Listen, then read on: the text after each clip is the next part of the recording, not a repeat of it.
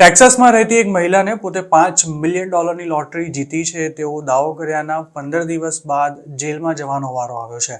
Africa Jackson નામની આ મહિલા ટેક્સાસના હન સિટીમાં રહે છે, જેણે લોટરી ટિકિટ સ્ક્રેચ કરીને આ રકમ જીતી હોવાનો દાવો કર્યો હતો. હન પોલીસના જણાવ્યા અનુસાર આફ્રિકાએ 5 નવેમ્બરના રોજ પોતે લોટરી જીતી હોવાનું જણાવ્યું હતું.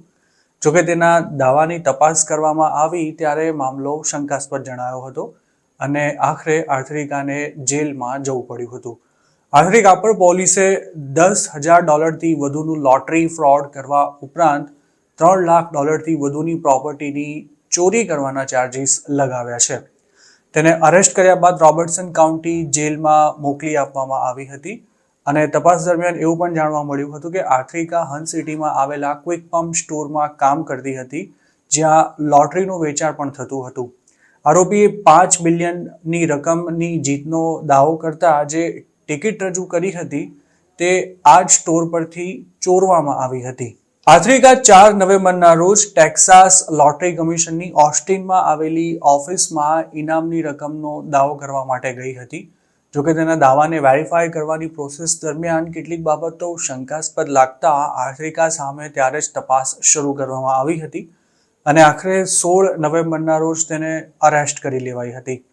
આફ્રિકા જે સ્ટોરમાં કામ કરતી હતી તેના ઓનર અહેમદ શાઇકે હન પોલીસને સ્ટોરના સીસીટીવી ફૂટેજ સોંપ્યા હતા, જેમાં આરોપી મહિલા લોટરી ટિકિટની ચોરી કરીને તેને સ્ક્રેચ કરતા દેખાઈ હતી.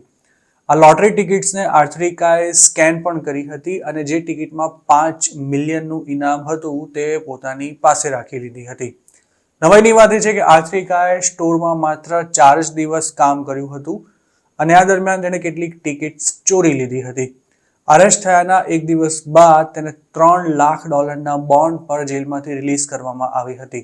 અમેરિકામાં કોઈ કસ્ટમરે જીતેલી રકમની લોટરી ટિકિટ આઉટલેટમાં કામ કરતા ક્લાર્કે ચોરી લીધી હોય કે પછી પોતે જ સ્ટોરમાંથી ટિકિટ ઉઠાવી લીધી હોય તેવી ઘણી ઘટનાઓ અગાઉ પણ બની ચૂકી છે.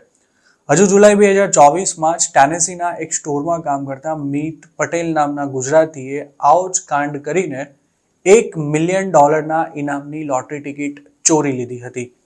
આ લોટરી ખરેખર તો એક કસ્ટમરને લાગી હતી, પરંતુ મીત પટેલે હોશિયારી બતાવીને કસ્ટમરે ખરીદેલી 2 ટિકિટમાંથી એકમાં $40નું ઇનામ લાગ્યું છે તેવું કહીને $1 મિલિયનની ટિકિટ ગાર્બેજ કરી દીધી હતી.